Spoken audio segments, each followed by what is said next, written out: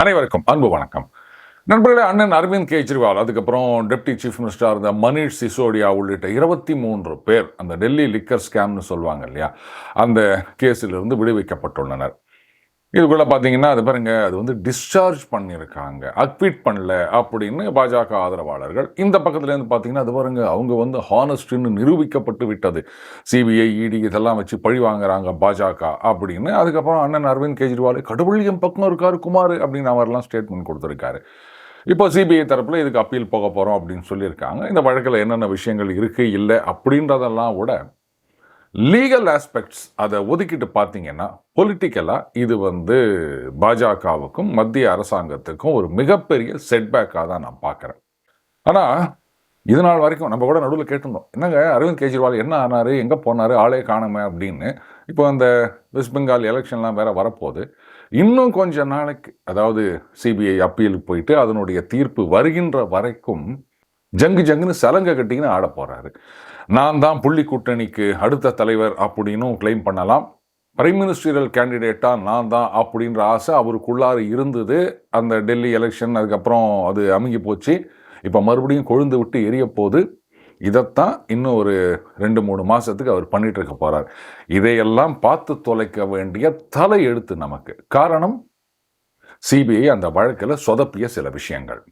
CBI சொதப்பியதா அப்படின்னா நிச்சயமாக சொதப்பிருக்கு, அதில் எந்த விதமான சந்தேகமும் வேணாம். நிறைய விஷயங்களை வந்து கோர்ட்டில் அந்த தீர்ப்பில் சுட்டி காமிச்சிருக்காங்க. ஆனால் இதுக்கெல்லாம் காரணம் என்ன? நிஜமாகவே வந்து அரவிந்த் கெஜ்ரிவால் அவ்வளோ பெரிய ஒரு ஹானஸ்ட் பர்சனாக சிபிஐ அண்டு இடி இதெல்லாம் வச்சு மத்திய அரசாங்கம் பழி வாங்குகின்றதா அப்படின்னா உண்மை அப்படின்றது வேற எங்கேயோ இருக்குது. அண்ணன் அரவிந்த் கெஜ்ரிவால் சொல்கிறத ஃபேஸ் வேல்யூ யாருமே எடுத்துக்க முடியாது. இதுதான் வந்து ஃபேக்ட், ரைட்? இது நடுவில் சில நண்பர்கள் கேட்டிருந்தாங்க, என்ன சார் பஞ்சையும் வந்து கை மாற்றி விட்டுட்டிங்களா யாருக்காவது ஜாம்பவான் மாதிரி அப்படின்னு. அது அப்படி இல்லைங்க. அதாவது ஜாம்பவான் for those who came late. நான் வந்து அங்கே எம்ப்ளாய்டு, அது என்னுடைய சேனல் கிடையாது. நீங்கள் என்றைக்கும் அந்த சேனலில் போய் பார்த்தீங்கன்னா தெரியும், அது வந்து யூஎஸில் ரெஜிஸ்டர்டு சேனல். அது வேற பஞ்ச் அப்படின்றது என்னுடைய ஓன் சேனல். அது இந்த எலெக்ஷன் வேறு வருது இல்லையா, அதனால் ஒரு சில சேனலில் இன்டர்வியூ போயிட்டு வந்திருந்தோம். அதுக்கப்புறமா தான் ஒரு நண்பர் சொன்னார், எங்கே திருப்பினாலும் உங்கள் மூஞ்சி தான் வருது அப்படின்னாரு. எனக்கே அது ஒரு மாதிரி பட்டுது. ஏன்னா சில பீரியடில் பார்த்தீங்கன்னா அம்மா அப்படின்னா ஒரே ஒரு நடிகை தான், எந்த படத்தில் யாராக இருந்தாலும் அவங்க தான் அம்மாவாக வருவாங்க. சினிமா மட்டும் இல்லை, சீரியல்லையும் அப்படி தான். ஸோ அந்த மாதிரி திருப்பி பார்த்துட்டே வந்தால் ஒரு காலகட்டத்தில் சலிக்க ஆரம்பிச்சிடும். ஐய எப்போ திருப்பினாலும் இது தானா அப்படின்னு. அந்த காலத்தில் வந்து பஞ்சாயத்து ராஜ் அப்படின்னு ராஜீவ்காந்தி தான் எப்போ திருப்பினாலும் டெலிவிஷனில் வருவார். ஸோ அந்த மாதிரி வேணாமே அப்படின்னு தான். அதை விட முக்கியமான விஷயம், சரியான கண்டென்ட் இல்லைங்க. என்னங்க திருப்பி ஓபிஎஸ் அங்கே போகிறாரா, இவங்க வராரா, தேமுதிக போச்சா, இவ்வளோதான் இருக்குதே தவிர பெருசாக ஒரு கண்டென்ட்டுமே இல்லை. அதனால தான் புதன்கிழமை அன்னைக்கு லீவ் விட்டுட்டோம், வேற ஒன்றும் இல்லை, ரைட்? இப்போது இந்த டெல்லி லிக்கர் ஸ்கேம் இதை பற்றி நம்ம ஏற்கனவே டீட்டெயிலாக விலாவாரியாக பிரித்து மேய்ஞ்சிருக்கோம். அந்த பாலிசி மாற்றப்படுகின்றது. இது வரைக்கும் வந்து அந்த சரக்கு விற்பதற்கு அந்த மதுக்கடைகளுக்கு என்ன மாதிரி பாலிசி ஃபாலோ பண்ணிட்டு இருந்தாங்களோ டெல்லியில் காலங்காலமாக அந்த பாலிசியை மாற்றுறாங்க. அடுத்தது அந்த கமிஷன் 5%லேருந்து 12% மாற்றப்படுகிறது. யார்? அந்த கடை நடத்துறவங்களுக்கு. இதன் மூலம் அரசாங்கத்துக்கு நஷ்டம் ஏற்பட்டிருக்கின்றதா அப்படின்னா கரெக்ட். சிஏஜி ரிப்போர்ட்லேயே இருக்குது 2002 கோடி அப்படின்னு. உடனே சொல்லலாம், சார் சிஏஜி ரிப்போர்ட்டு அந்த 2G அப்படின்னு, அது வேற விஷயம். இதில் வந்து குவான்டிஃபை பண்ணி வச்சுருக்காங்க, இதுக்கு முந்தின பாலிசியில் என்ன ஆச்சு, இந்த பாலிசியில் என்ன ஆச்சு அப்படின்னு. அந்த பாலிசி வந்து தவறான பாலிசியாக குளறுபடிகள் இருக்கின்றதா அப்படின்னா ஏராளமான குளறுபடிகள் இருக்கின்றது. அரசாங்கத்துக்கு அதனால் லாஸு, விற்கிறவங்க டீலர்ஸு அவங்களுக்கு கெயின். எப்படி சொல்கிறீங்க, இப்போ தான் கேஸே ஊற்றிக்கிச்சு அப்படின்னு கேட்குறீங்களா? இந்த மாதிரி கேஸுக்கு போகிறாங்கன்னு தெரிஞ்ச உடனே அன்றைக்கு இருந்த அரவிந்த் கெஜ்ரிவால் அரசாங்கமே இந்த பாலிசியை வித்ட்ரா பண்ணிட்டாங்க. இது சிறந்த பாலிசி, இதில் தப்பே கிடையாது அப்படின்னு நீங்கள் சொல்லியிருந்தீங்கன்னா அப்போ அதே பாலிசி கண்டினியூ பண்ணியிருக்க வேண்டியது தானே? பாருங்க, நாங்கள் வந்து நாட்டுக்கு நல்லதாக இருக்கணும்னு தான் நாங்கள் இப்படி ஒரு பாலிசி கொண்டு வந்தோம், கோர்ட்டில் நிரூபிப்போம் அப்படின்னு தைரியமாக சொல்ல வேண்டியது தானே? எதுக்காக அந்த பாலிசியை வித்ட்ரா பண்ணணும்? ஸோ அப்போ அந்த பாலிசி தவறானது அப்படின்றது நல்லாவே புரியுது. அடுத்தது, இன்றைக்கு வந்து கோர்ட்டில் சில சுட்டி காட்டியிருக்கின்ற முக்கியமான விஷயங்கள். இதில் ஏராளமான மொபைல் ஃபோன், சிம் கார்டு அதெல்லாம் உடைச்சி போட்டுட்டாங்க அப்படின்றது சிபிஐ தரப்பு வாதம். இன்னும் சில பேர் பார்த்தீங்களா, அதை இப்போ கூட வந்து அந்த டிஜிபிக்கு கடிதம் எழுதியிருக்காங்க. அதில் அந்த வாட்ஸ்அப் சேட்டு அதனுடைய ஸ்க்ரீன்ஷாட் எல்லாம் கொண்டு வந்திருக்காங்க. அவங்களாம் அந்த ஃபோனை உடைச்சிட்டா என்ன பண்ணுறது அப்படின்னு. அது வேற, இது வேற. இப்போது நீங்கள் ஒரு ஃபோன் வச்சுருக்கீங்க, உங்கள் நம்பர் என்னன்றது தெரியும், நீங்கள் சோஷியல் மீடியா அக்கௌண்ட் வச்சுருக்கீங்க, அந்த யூசர் ஐடி என்னன்றது தெரியும். இந்த சிச்சுவேஷனில் நீங்கள் ஃபோனை உடைச்சி போட்டாலும் பிரச்சனையே கிடையாது. அந்த மெட்டா சர்வர்லேருந்து அந்த சோஷியல் மீடியா எதுவோ அதுலேருந்து உங்களுடைய டிரான்சாக்ஷன்ஸ் எல்லாமே எடுத்துடலாம்.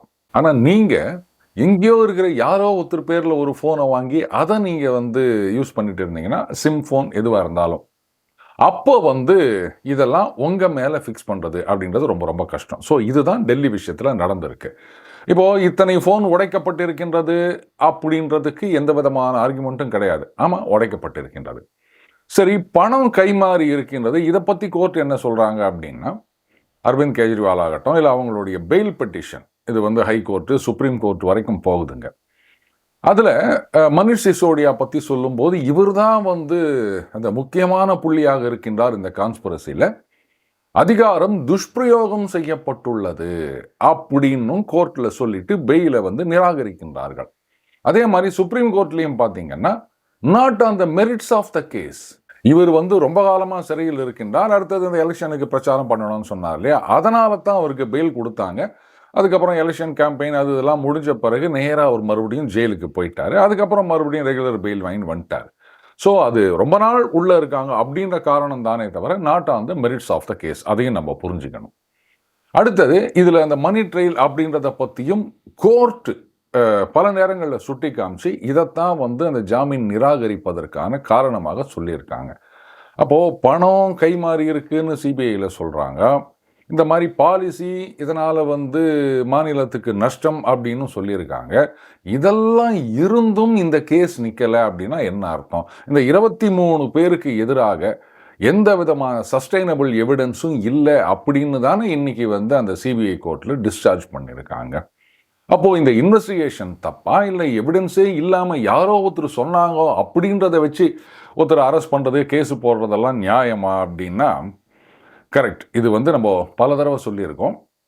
அங்கே ஆட்சியாளர்கள் அவங்க ஒழுங்காக இருந்தால் மட்டும் போதாது, அமைச்சர்கள் சுறுசுறுப்பாக இருந்தால் மட்டும் போதாது, அவங்க கீழே வேலை செய்கின்ற அதிகாரிகள் டாப்லேருந்து பாட்டம் வரைக்கும் அவங்க ஒழுங்காக வேலை செய்கிறாங்களா அப்படின்றத என்ஷூர் பண்ணணும். எங்கேயாவது லேக் இருக்குது அப்படின்ற இடத்துல அதை டைட் வைக்கணும். இதுதான் ஒரு அமைச்சருக்கு அழகு. நான் ரொம்ப நல்லவங்க, நான் சுறுசுறுப்பாக வேலை செய்கிறவங்க, ஒரு நாளைக்கு நான் வந்து 20 மணி நேரம் இல்லை 19 மணி நேரம் வேலை செய்கிறேன் அப்படின்றது மட்டும் போதாது. அந்த சிஸ்டத்தை சரி செய்ய வேண்டும். இப்போது கோர்ட்டில் என்ன சொல்கிறாங்க, சில பேர் அப்ரூவர் ஆகியிருக்காங்க, அவங்களுடைய ஸ்டேட்மெண்ட் இதை வச்சு கேப்பெல்லாம் ஃபில்லப் பண்ணியிருக்காங்க சிபிஐ. இது எப்படி ஏற்றுக்கொள்ள முடியும்னு கேட்டிருக்காங்க. லேட்டஸ்ட் சே, இப்போ வந்து ஒரு கேஸு, இதுக்கு வந்து உங்களுக்கு ஏதாவது ஒரு எவிடன்ஸ் வேணும், அந்த எவிடன்ஸுக்கு பதிலாக யாரோ ஒருத்தர் ஐயா நான் அப்ரூவராக மாறிடுறேங்க அப்படின்னு சொல்கிறாரு. அவர் வந்து இருக்கிற உண்மையெல்லாம் உங்ககிட்ட சொல்லிடுறாரு அப்படின்னு வச்சுப்போமே. அப்புறம் என்ன அப்படின்ட்டு இதை வச்சு நீங்கள் கேஸை ரெடி பண்ணிங்கன்னா இப்படித்தான் ஆகும். I use to tell all my colleagues, இந்த பாருங்க, ஸ்டேட்மெண்ட்டை நம்பி கேஸுக்கு போவாதீங்க. சம்டைம்ஸ் அந்த அக்யூஸ்டே ஒரு கன்ஃபெஷன் ஸ்டேட்மெண்ட் கொடுக்குறாருன்னு கூட வச்சுப்போம். ஆமாங்க இதுதான் நடந்தது அப்படின்னு எல்லாத்தையும் சொல்லிடுறாரு அப்படின்னா அதை டிபெண்ட் பண்ணி இருந்தால் மட்டுமே போதும்னா ரொம்ப ரொம்ப தப்பு. என்னை பொறுத்த வரைக்கும் இந்த ஸ்டேட்மெண்ட்ஸ், அது அக்யூஸ்டாக இருக்கட்டும், இல்லை விட்னஸாக இருக்கட்டும், அப்ரூவராக இருக்கட்டும், யாராக இருந்தாலும் அதெல்லாம் செகண்டரி ஆர் கொராபரேட்டிவ் ஸ்டேட்மெண்ட்டாக எடுத்துக்கினா மட்டும்தான் கேஸை வந்து தைரியமாக ஃபேஸ் பண்ண முடியும். கேட்பாங்க, என்னங்க அவர் அவ்வளோ தூரம் சொல்லிக்கிறாரு, உண்மையெல்லாம் நடந்ததெல்லாம் சொல்லியிருக்காரு, அப்போ அவர் சொல்கிறது பொய்யா அப்படின்னா, அவர் சொல்கிறது பொய்ன்னு நான் சொல்ல மாட்டேன், ஆனால் அவர் சொல்கிறது உண்மைன்னு நிரூபிக்கிறதுக்கு ஆதாரம் எங்கன்னு கேட்பேன். இது பல பேருக்கு இந்த தின் டிவைடிங் லைன் புரிய மாட்டுது. ஏங்க அவர் தான் சொல்கிறாருங்க, அப்புறம் அதுக்கு எதுக்கு ஆதாரம் அப்படின்னு? அப்படி கிடையாதுங்க. ஸ்டேட்மெண்ட் அப்படின்றது வேற, ஆதாரம்ன்றது வேற. ஸ்டேட்மெண்ட் எப்போ ஒன்றா மாறலாம். நீங்கள் இன்றைக்கி ஒரு ஸ்டேட்மெண்ட் கொடுக்குறீங்க, நான் நேற்றுக்கு வந்து உப்புமா சாப்பிட்டேன் அப்படின்னு, ஒரு வாரம் கழிச்சு நான் கேட்கும்போது அது உங்கள் ஞாபகத்தில் இருக்குமா அப்படின்னு தெரியாது. இல்லை நீங்கள் மறந்து போய் தப்பாக சொல்லியிருக்கலாம். எவ்வளவோ விஷயங்கள் இருக்கின்றது. அப்போது நீங்கள் உப்புமா ஒரு கையில் அந்த நியூஸ் பேப்பர் வச்சிங்கன்னா உப்புமா சாப்பிட்ட படமோ வீடியோவோ, அதுவும் ஃபோட்டோஷாப்னு சொல்லாமல் இருக்கணும், அது இருந்தால் மட்டும்தான் அது வந்து ஒரு எவிடன்ஸாக இருக்க முடியும். வெறும் ஸ்டேட்மெண்ட்டு செல்லாது. அந்த ஸ்டேட்மெண்ட் உண்மைன்றதுக்கு ஒரு கொராபரேஷன் வேணும். இந்த கேஸில் இப்படி தான் பண்ணியிருக்காங்க.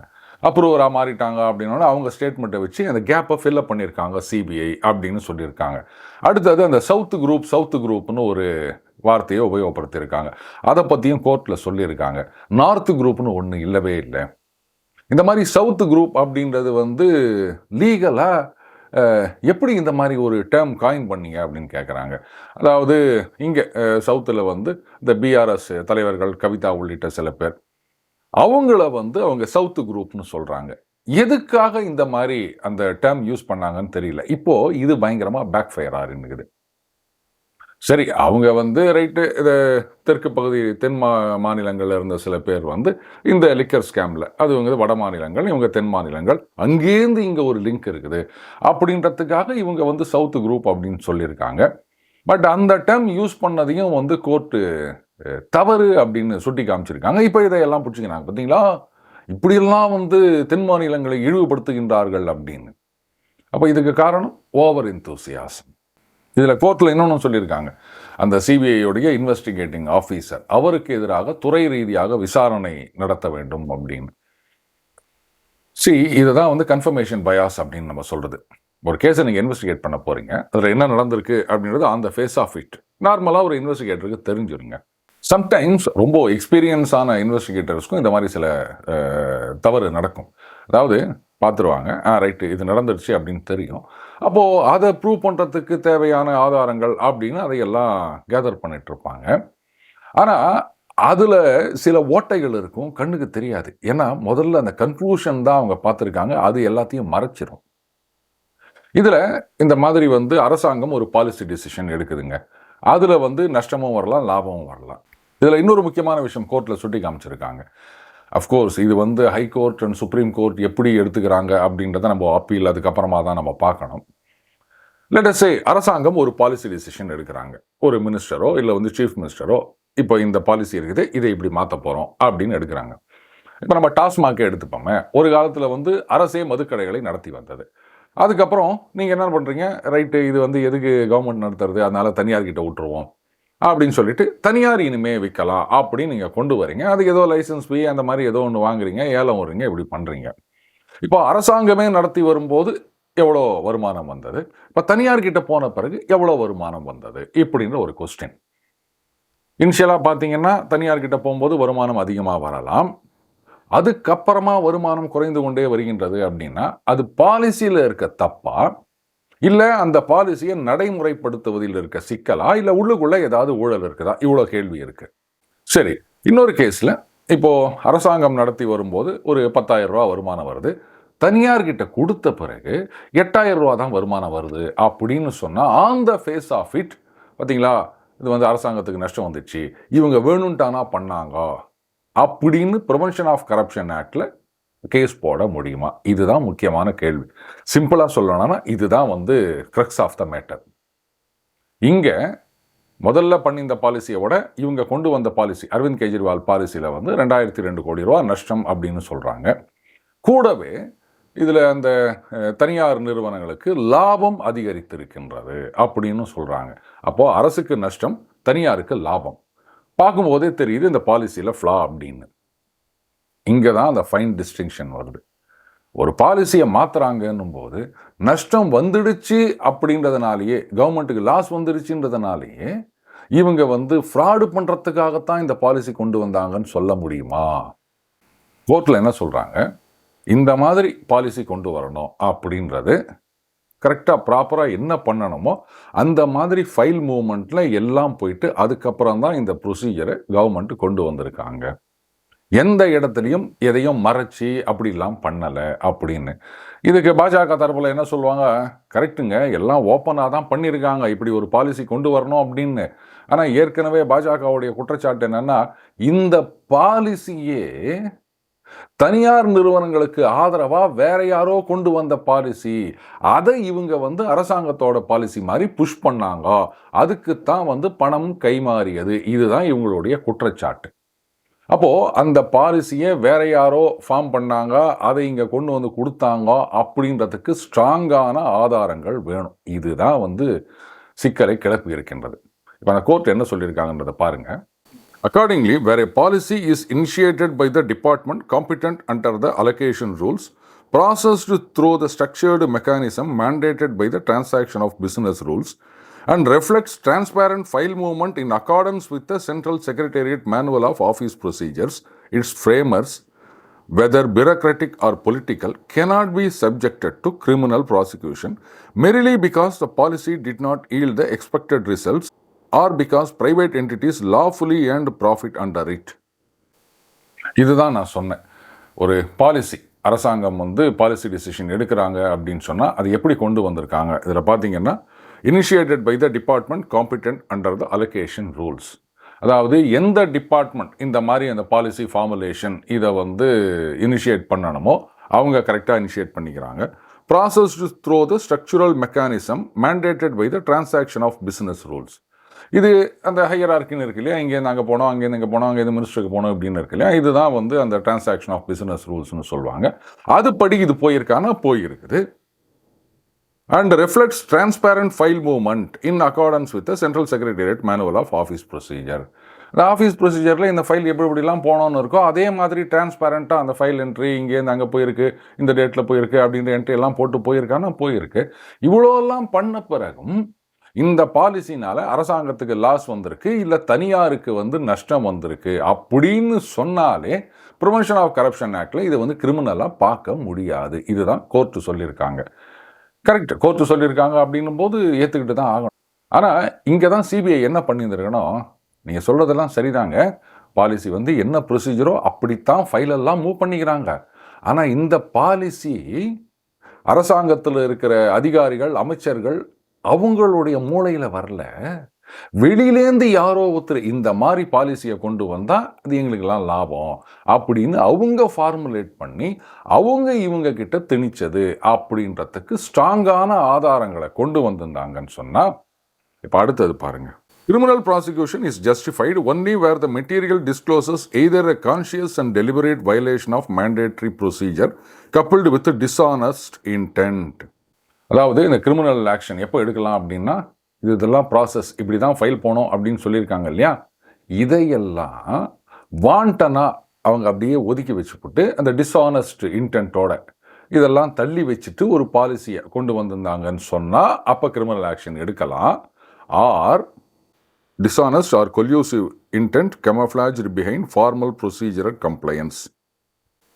இதுதான் ஆப்பரேட்டிவ் பார்ட்டாக நான் பார்க்குறேன். dishonest or collusive intent camouflaged behind formal procedural compliance. அந்த intent dishonest இல்லை மற்றவங்களோட சேர்ந்து இந்த மாதிரி பண்ணாங்க, நார்மல் ப்ரொசீஜர் கரெக்டான ப்ரொசீஜர் ஃபாலோ பண்ணியிருக்காங்க, ஆனால் இன்டென்ட் டிஸ்ஆனஸ்ட் அப்படின்றத நிரூபிக்கணும். இந்த இடத்துல தான் வந்து சிபிஐ என்ன பண்ணாங்கன்னு தெரியல. அஃப்கோர்ஸ் அந்த எவிடன்ஸ் எல்லாம் நம்ம கையில் கிடையாது, இதை வந்து நம்ம அப்ரிஷியேட் பண்ண முடியாது. ஆனால் ஏற்கனவே இந்த மாதிரி எவிடன்ஸை பேஸ் பண்ணி தான் வந்து ஹைகோர்ட்டு, சுப்ரீம் கோர்ட்டு இதெல்லாம் வந்து பெயில் விவகாரங்களில் ஜட்ஜ்மெண்ட் கொடுத்துருக்காங்க. அப்படின்னும் போது என்னை பொறுத்த வரைக்கும் CBI is on a strong wicket அப்படின்னு தான் நான் நினைக்கிறேன். சொதப்பல் அப்படின்றது வந்து ஒரு சின்ன செருக்கல் தானே தவிர பர்மனண்ட்டாக நான் எடுத்துக்கல. ஆனால் என்ன ஒன்று இது லீகலாக பெரிய செட்பேக் இல்லை அப்படின்னாலுமே பொலிட்டிக்கலாக மிகப்பெரிய செட்பேக் பாஜகவுக்கு. எஸ்பெஷலி இங்கே தமிழகத்தில் தேர்தல் வரப்போகின்றது, வெஸ்ட் பெங்காலில் தேர்தல் வரப்போகின்றது. இந்த 2 தேர்தல்லையுமே இதைத்தான் பெரிய இஷ்யூவாக காமிக்க போகிறாங்க. பாஜகவை பொறுத்த வரைக்கும் இங்கே தமிழகத்துலேயும் சரி, வெஸ்ட் பெங்கால்லையும் சரி, அதுவும் வெஸ்ட் பெங்காலில் கேட்கவே வேணாம், இந்த ஊழல் குற்றச்சாட்டுகள் இதைத்தான் பெரிய இஷ்யூவாக பேசணும் அப்படின்னு பிளான் பண்ணிட்டு இருக்காங்க. ஏன்னா நிறைய பேரை கைது பண்ணியிருக்காங்க, சம்மன் குத்துருக்காங்க, இதெல்லாம் நிறைய நடந்துருக்குது. இப்போது அதெல்லாம் taking the sting out of அப்படின்வாங்க, அந்த மாதிரி எல்லாமே மழுங்கடித்து விட்டது இந்த தீர்ப்பு. ஸோ சிபிஐயை பொறுத்த வரைக்கும் உடனடியாக டெல்லி ஹைகோர்ட்டுக்கு போயிட்டு இது எத்தனை நாளைக்குள்ளே இந்த எலெக்ஷனுக்குள்ளே அந்த அப்பீலில் இதை ரிவர்ஸ் பண்ண முடியுமா எனக்கு தெரியல. பட் இதை வந்து மம்தா பானர்ஜியும் இங்கே தமிழகத்தில் திமுகவும் சரியாக யூஸ் பண்ணிப்பாங்க. ஒருவேளை அரவிந்த் கெஜ்ரிவாலே கூட இந்த 2 மாநிலங்களிலும் வந்து பிரச்சாரம் செய்தாலும் ஆச்சரியப்படுவதற்கில்லை. 2 பேரை இவர் இங்கே கூட்டின்னு வந்துட்டு, ஏன்னா இப்போ தமிழகத்தில் வந்து கே நேரு அவர்களுக்கு எதிராக அந்த எஃப்ஐஆர் ஃபைல் பண்ணணும் அப்படின்லாம் வந்து கோர்ட்டு தீர்ப்பு வந்திருக்கு, அவர் கண்டெம்ட் போயிருக்காரு என்பதுரை. அப்போது இந்த நேரத்தில் அரவிந்த் கெஜ்ரிவாலை கொண்டு வந்து திமுக நிறுத்தினாங்க அப்படின்னு சொன்னால் பார்த்தீங்களா, இப்படித்தான் வந்து சிபிஐ, அது கனிமொழி அவர்கள் சொன்னாங்க பாருங்க, ஐசிஇ அப்படின்னு, இன்கம் டேக்ஸு, சிபிஐ, இடி அப்படின்னு, இப்படித்தான் பழி வாங்குறாங்க. தேர்தல் நேரத்தில் வந்து என்னை ஜெயிலில் தூக்கி போட்டுட்டு என்ன அது பண்ண விடாமல் இது பண்ண விடாமல் அந்த ஆட்சியை பறித்து கொண்டார்கள். அதே மாதிரி தான் வந்து தமிழகத்திலும் நடக்கப் போகின்றது, மேற்கு வங்காளத்திலும் நடக்கப் போகின்றது அப்படின்னு அப்படியே கண்ணீர் விட்டுக்கினே பிரச்சாரம் பண்ண போறாரு அரவிந்த் கெஜ்ரிவால். நடக்கலாம், எது ஒன்றா நடக்கலாம் அரசியல்ல. ஆனால் அப்படி ஒரு பாசிபிலிட்டி வந்ததுன்னு சொன்னால் காங்கிரஸ் என்ன பண்ணுவாங்க? அரவிந்த் கெஜ்ரிவால் நிச்சயமா இந்த மாதிரி ஒரு சான்ஸ் கிடைச்சதுன்னா அதை அவர் விட்டுற மாட்டார். இது அவரை நேஷனல் லெவலில் மேலே கொண்டு போகும் அப்படின்றதுக்கு ஒரு பெரிய பாசிபிலிட்டி இருக்கு. காங்கிரஸ் இதை பார்த்துன்னு சும்மா இருப்பாங்களா? ஸோ அதுக்காகவாது தமிழகத்தில் மட்டும் இல்லை, வெஸ்ட் பெங்கால்லையும் இந்த புள்ளி கூட்டணி கட்சிகள் 2 பேர்த்தையும் தோக்கடிக்கணும் அப்படின்னு அவங்க வந்து பிளான் பண்ண மாட்டாங்களா? ஏன்னா அரவிந்த் கெஜ்ரிவால் பிரச்சாரம் பண்ணி, அவர் பிரச்சாரத்தினால இல்லைன்னு கூட வச்சுக்கோங்க, ஆனால் அவர் பிரச்சாரம் பண்ணி இங்கே திமுக, அங்கே வந்து டிஎம்சி 2 பேரும் மறுபடியும் ஆட்சிக்கு வந்துட்டாங்கன்னு சொன்னால் 29ல் அரவிந்த் கெஜ்ரிவால் தான் பிரைம் மினிஸ்டரியல் ஃபேஸ். அதில் எந்த மாற்றமும் கிடையாது. ஏன்னா மம்தா பானர்ஜி அவர்கள் கூட ராகுல் காந்தியோட அரவிந்த் கெஜ்ரிவால் பிஎம்ஆ வருது அப்படின்றது ஒரு பெரிய இஷ்யூவே கிடையாது. அதனால் என்ன, நீங்களே இருந்துட்டு போங்க, அப்புறம் பார்த்துக்கலாம் அப்படின்வாங்க. அப்போ ராகுல் காந்தி, காங்கிரஸ், இவங்களுடைய நிலைமை என்ன ஆகும்? ஸோ இந்த தீர்ப்புனால பாஜகவுக்கு செட்பேக் அப்படின்றத பற்றி தான் எல்லாரும் யோசிச்சுட்டு இருக்காங்க. காங்கிரசுக்கும் ராகுல் காந்திக்குமான பெரிய செட்பேக் காத்து கொண்டிருக்கின்றது அப்படின்றத முதலில் முந்திக் கொண்டு சொன்னது நாம மட்டும்தான் நண்பர்களே. மீண்டும் அடுத்த போது சந்திப்போம். வணக்கம்.